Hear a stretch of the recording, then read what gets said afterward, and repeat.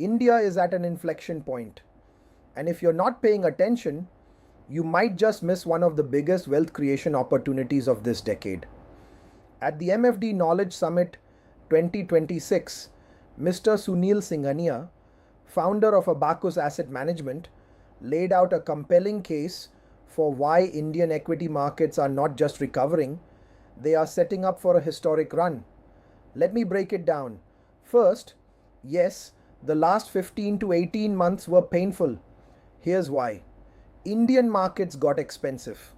After smaller companies grew 4 to 5 times, India became 50% more expensive than other emerging markets. GDP growth slowed. Corporate profit growth dropped to just 3%. Foreign investors pivoted toward AI and semiconductor plays in other parts of the world, sectors where India had limited representation. And then came the geopolitical shocks, war fears, heavy US tariffs on Indian goods. Sentiment cratered. It felt like everything was going wrong at the same time. But here's what most people missed. Every single one of those headwinds is now turning into a tailwind.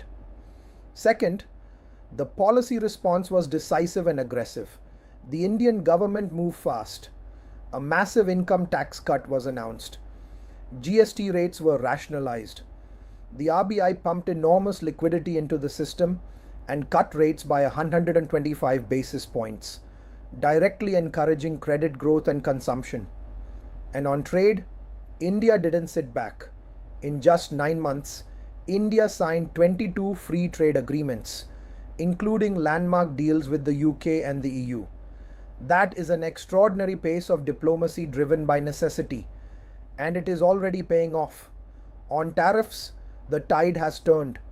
With tariffs likely settling at around 18%, restocking is expected to kick in, and Indian exports are projected to rise significantly. Third, the earnings are already recovering. Mid and small cap companies are growing at 15 to 19%.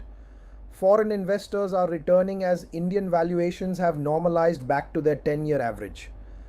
The correction did its job. The reset is complete.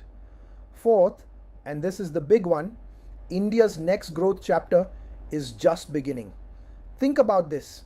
India's first $1 trillion was built by steel, cement, textiles, and traditional manufacturing. The journey from 1 trillion to 4 trillion was powered by banks, pharma, and IT.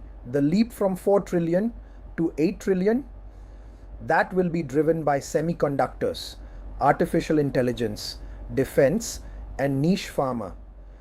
India is projected to double its economy in the next 8 to 9 years. And there is one more factor that nobody is talking about enough. India's gold holdings. The wealth effect of that asset base, as it gets monetized and channeled into consumption, could be a silent but powerful growth engine.